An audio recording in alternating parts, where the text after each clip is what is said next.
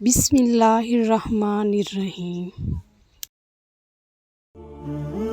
نبی کریم صلی اللہ علیہ وآلہ وسلم کے اعلان نبوت کے بعد وقتاً فوقتاً جو لوگ دائرہ اسلام میں داخل ہوئے، مشرکین مکہ نے ان پر ظلم و ستم کے پہاڑ توڑ دیے۔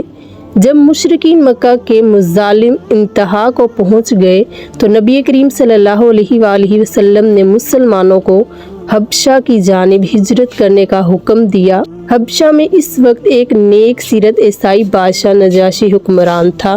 ہجرت حبشہ کا واقعہ بعثت نبی صلی اللہ علیہ وآلہ وسلم کے 6 سال پیش آیا۔ نبی کریم صلی اللہ علیہ وآلہ وسلم نے صحابہ اکرام کو حبشہ کی جانب ہجرت کرنے کا حکم اس لیے دیا کہ نجاشی اپنی مہمان نوازی اور پرہیزگاری کی وجہ سے خاص شہرت رکھتا تھا، اس لیے آپ صلی اللہ علیہ وآلہ وسلم کو اس بات کا یقین تھا کہ وہ ان کے صحابہ اکرام کے ساتھ حسن اخلاق سے پیش آئے گا۔ مسلمانوں کی یہ پہلی ہجرت تھی جو مشرکین مکہ کے مظالم کی وجہ سے انہیں کرنا پڑی۔ اس کے بعد مدینہ منورہ کی جانب ہجرت کی گئی۔ اس ہجرت کے پہلے قافلے میں 12 مرد اور 4 خواتین شامل تھی جو کہ مکہ مکرمہ سے پہلے جدہ اور پھر وہاں سے 2 کشتیوں میں سوار ہو کر سمندری راستے سے حبشہ پہنچے۔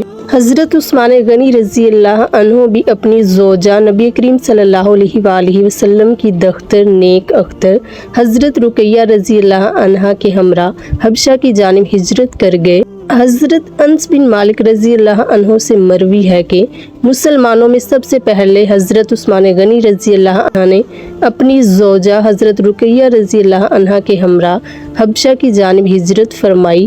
ہجرت کے کچھ عرصے تک نبی کریم صلی اللہ علیہ وآلہ وسلم کو ان کے حالات کی خبر نہ ہوئی۔ اس دوران قریش کی ایک عورت حبشہ سے مکہ مکرمہ آئی۔ نبی کریم صلی اللہ علیہ وآلہ وسلم نے اس عورت سے حضرت عثمان غنی رضی اللہ عنہ اور اپنی بیٹی حضرت رقیہ رضی اللہ عنہ کا حال دریافت کیا۔ اس نے کہا کہ میں نے حضرت عثمان غنی رضی اللہ عنہ اور حضرت رقیہ کو اس حال میں دیکھا کہ وہ ایک جانور پر سوار تھے۔ نبی کریم صلی اللہ علیہ وآلہ وسلم نے اس عورت کی بات سن کر فرمایا، اللہ عز و جل ان دونوں کا حامی و ناصر ہو۔ حضرت لوط علیہ السلام کے بعد حضرت عثمان غنی رضی اللہ عنہ پہلے مہاجر ہیں جنہوں نے اللہ عز و جل کی راہ میں ہجرت اختیار کی۔ صحابہ کرام رضی اللہ عنہ کی پہلی جماعت جس نے حبشہ کی جانب ہجرت کی، ان میں حضرت عثمان غنی رضی اللہ عنہ، حضرت رقیہ رضی اللہ عنہ، حضرت ابو حذیفہ رضی اللہ عنہ، حضرت سہلہ بن سہیل رضی اللہ عنہ، حضرت موصب بن عمیر رضی اللہ عنہ، حضرت زبیر بن عوام رضی اللہ عنہ، حضرت عبد الرحمن بن عوف رضی اللہ عنہ، حضرت ام سلمہ رضی اللہ عنہ، حضرت عثمان بن مظعون رضی اللہ عنہ، حضرت عبداللہ بن مسعود رضی اللہ عنہ، حضرت عامر بن ربیع رضی اللہ عنہ، حضرت لیلہ بنت ابی بلسمہ رضی اللہ عنہ، حضرت ابو صبرہ رضی اللہ عنہ، حضرت حاتب عمر رضی اللہ عنہ اور حضرت سہیل بن بیضاء رضی اللہ عنہ۔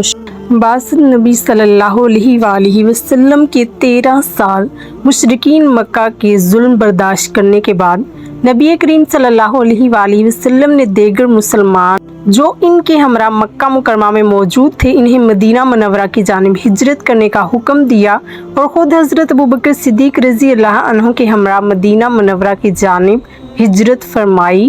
حضرت عثمان غنی رضی اللہ عنہ کو جب نبی کریم صلی اللہ علیہ وآلہ وسلم کی مدینہ منورہ ہجرت کے بارے میں معلوم ہوا تو آپ رضی اللہ عنہ بھی حبشہ سے اپنی زوجہ حضرت رقیہ رضی اللہ عنہ کے ہمراہ مدینہ منورہ پہنچے۔ نبی کریم صلی اللہ علیہ وآلہ وسلم نے آپ رضی اللہ عنہ کو ایک انصاری حضرت اوس بن ثابت رضی اللہ عنہ کا بھائی بنایا۔ نبی کریم صلی اللہ علیہ وآلہ وسلم جب مدینہ منورہ میں ہجرت کر کے تشریف لائے تو اس وقت مدینہ منورہ میں میٹھے پانی کا صرف ایک ہی کنواں تھا اور اس کا مالک ایک یہودی تھا جو اس کا پانی فروخت کرتا تھا۔ نبی کریم صلی اللہ علیہ وآلہ وسلم آپ کے صحابہ اکرام چونکہ بے سر و سامانی کے عالم میں مدینہ منورہ آئے تھے، اس لیے ان کے لیے اس کنویں سے پانی خریدنا بہت دشوار تھا۔ نبی کریم صلی اللہ علیہ وآلہ وسلم نے اس کنویں کا تذکرہ حضرت عثمان غنی رضی اللہ عنہ سے کیا۔ انہوں نے اس کنویں کو بھاری رقم کے عوض خرید کر مسلمانوں کے لیے وقف کر دیا۔ نبی کریم صلی اللہ علیہ وآلہ وسلم نے مدینہ منورہ میں مواقعات قائم کرنے کے بعد مدینہ منورہ میں پہلی مسجد کی بنیاد رکھی، جسے مسجد نبی کہا جاتا ہے۔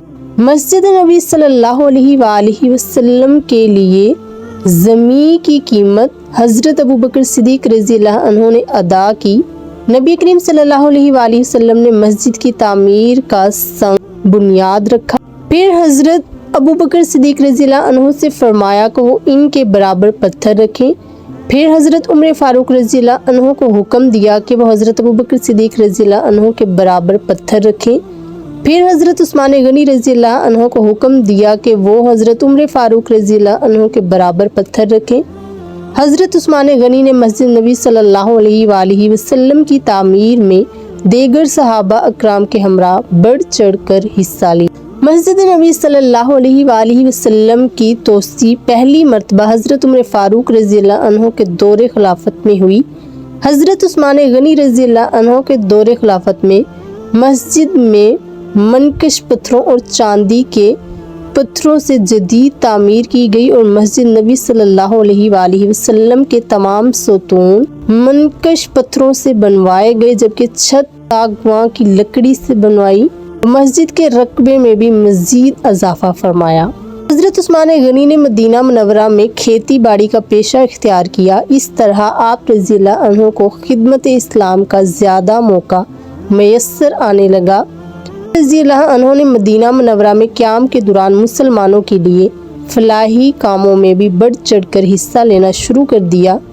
کھیتی باڑی میں حضرت عثمان غنی رضی اللہ عنہ کی محنت اور لگن کو دیکھتے ہوئے کئی انصاریوں نے اپنی زمینیں حضرت عثمان غنی رضی اللہ عنہ کو کھیتی باڑی کے لیے دے دیں۔